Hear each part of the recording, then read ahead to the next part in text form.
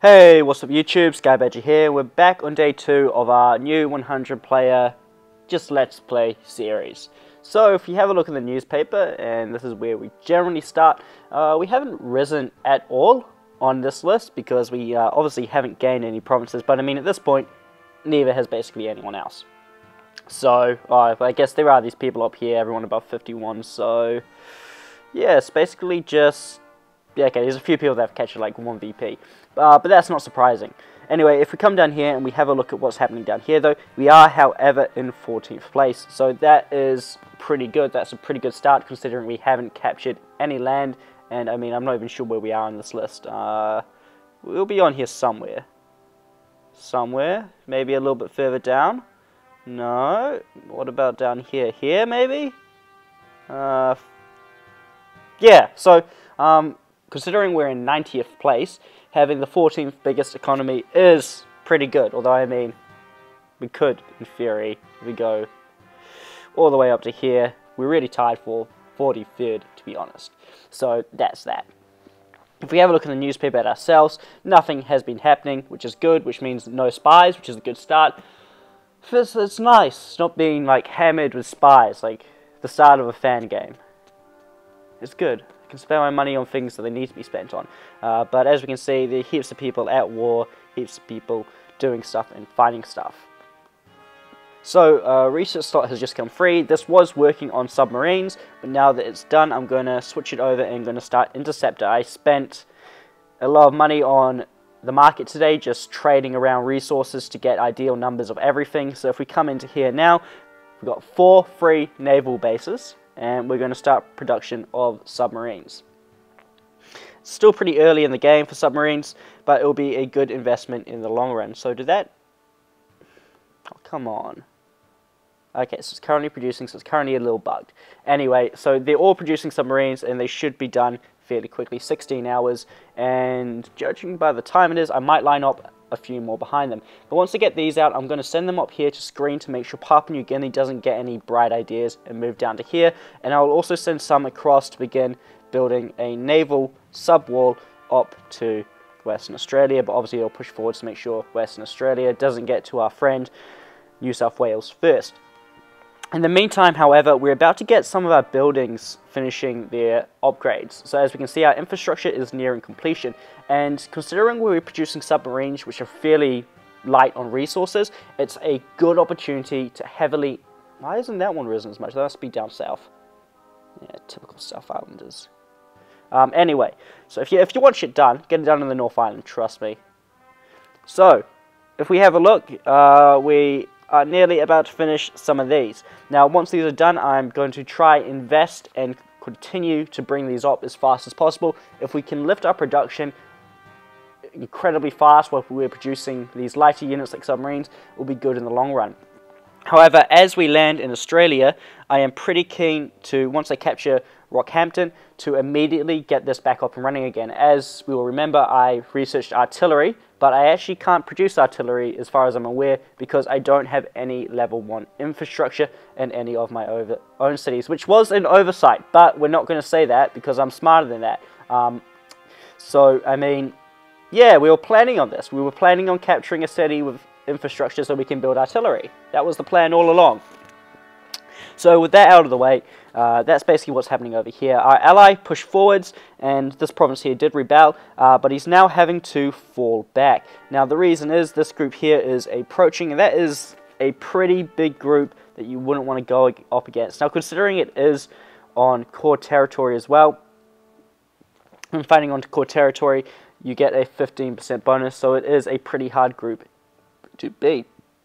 So what I have said to New South Wales is retreat back to your own territory and try face it there, or at least regroup these two groups together, and then it will be an 11 v 11. I'm pretty sure, yeah, nearly identical stacks, but if you're on defense, you're pretty much guaranteed the win there. He is also fighting in the city down here, but he's taken a few casualties, and it's not going as well as he would have liked. He should still be able to win this combat, though, especially once he gets this other troop here in, and this troop as well. There is only 1 infantry now defending it, but it does have the 15% home defense bonus, so it will take some hits. It didn't help that day change as well. They also got a little bit more health, I believe.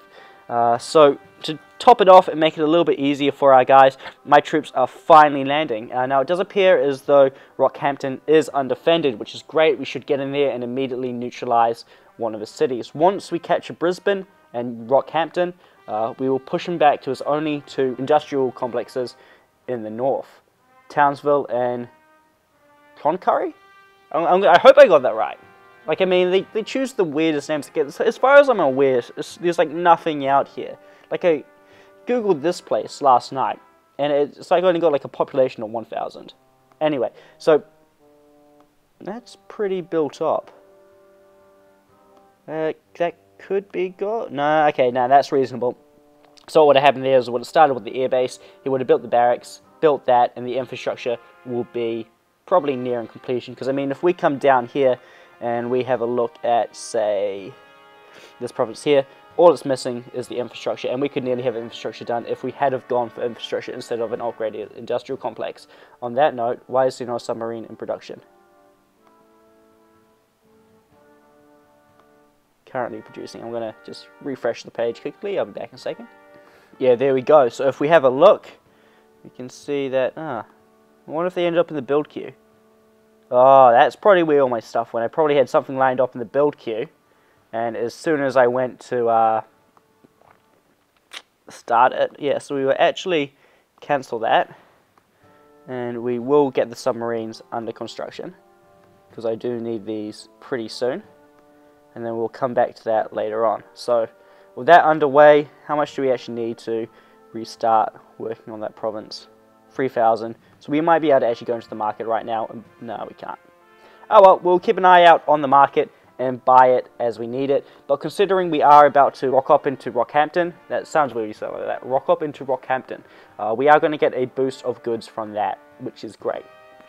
In terms of our economic goals this game, as New Zealand is going to be incredibly hard to sustain a strong economy. What I am going to try to do is I'm going to try invest in my iron production and rare production early, and then from there what I'm going to do is I'm going to try fortify this New Zealand as a whole and move my capital up into Australia, or even up into the Pacific in general, depending on where the majority of my territory is. New Zealand being all the way down here, and the majority of the territory I'm going to capture is going to be up around here, is going to be really hard to control morale. So as I go, what I'm going to do is I'm going to really fortify so it can hold its own morale, lightly fortify, and probably have a capital up here. So I will definitely be moving my capital this game, or else it's just not going to work. But it is going to take a lot of fortifications down here, and it could be pretty hard to manage. Regardless though, I do want to keep morale as high as possible down here, and that is basically my biggest goal. So yeah, that's what's happening there at the moment. Usual production goals is I want to get this to 1,000 per hour pretty quickly, and as we can see, we're actually, you know, we're already halfway there. If we continue working on our production like we are at the moment, we can definitely get to 1,000 an hour without actually capturing any new territories, but that's a pretty hard thing to do. Manpower is already pretty low, but I mean, submarines do not take much, so you know, we are going to start producing destroyers next, but while we're producing submarines, we should be able to get a good amount of manpower into the bank, and then when we start smashing out infantry and aircraft, we'll have plenty laying around. Iron is, oh man, oh, compared to what I had when I was playing as South Argentina last game, this is heaven, eh? Like, fuck. That's awesome. Ah. Yeah, so we're going to want to lift that up to 1,000 an hour again, but that is, you know, that's going to be one of our biggest goals. Oil at the moment is pretty good, but considering we are going for a lot of submarines, they don't use much, but we are going to have a big navy this game, so I am going to need to invest here as well. But rare material is going to be another big focus as well, because I want to keep up with my research. At this rate, when these take over tomorrow, I'm not going to have enough, so I'll probably find myself buying some off the market. So that's what's happening right there in terms of our economy. Now, if we leave our economy alone for a bit and we come up and we have a look, we can see that we are going to capture this resource producing province here, and we'll probably actually cancel the industrial complex construction, depending on how far through it is, and use that rare material to either repair Rockhampton or any other cities we capture. So hopefully we get into here before it's done. Although the game only started a day ago, this production site here will probably be about 50% complete, so we should get assuming it's it depends on what sort of refund we get, but we should hopefully have enough to repair the Rockhampton industrial site. So that's what we're going to do there, because that has the infrastructure we need to start producing artillery. So that's what's going to happen there. Although we have troops disembarking at the moment, and they will be done disembarking around 4:30, so 5 hours from now, it is going to take some time to regroup. I am going to have to regroup all of these troops and get them into a decent stack. Now, we have seen at the moment, if we have a look at the number of troops I have, and wrong one, come up into diplomacy, find myself, everyone starts with 22-ish units. Now, I have 26 because I built 4 more. So effectively, that is half of his armed forces right there. He had another 4 down here, so that makes 15. So there's only 7 other units accounted for, 1 here, 6 other units accounted for, and they're probably up here. So we do have to be careful. So I'm not going to jump into here. I will try to capture the territories around it and slowly push forwards, but I'm not going to engage in any conflicts until I have a decent force assembled. It's also incredibly likely that I may end up sending some troops down here to help New South Wales defend against Western Australia. So that's what's happening there at the moment. I wonder if I can actually sell any food. Ooh, I can. I can get a good price on it too. How much food do submarines take? Because I mean, they can always buy food back. Like, why?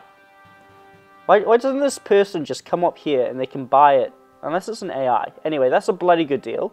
So what I'm going to do is, we're going to give them, how much is that offer up there? 2231. So we're going to give them 2231 food, get 12,000, and we're going to buy that back for 8,000. $4,000 made. Right there, okay. Okay, so what we're going to do is we're going to buy 3110. We're going to buy 3110.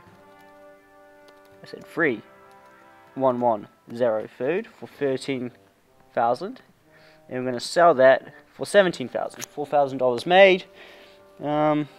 Anyway, you get the idea. So that's what I'm going to spend the next few minutes doing, is just making money off the market. Thank you for watching, and I'll see you next time.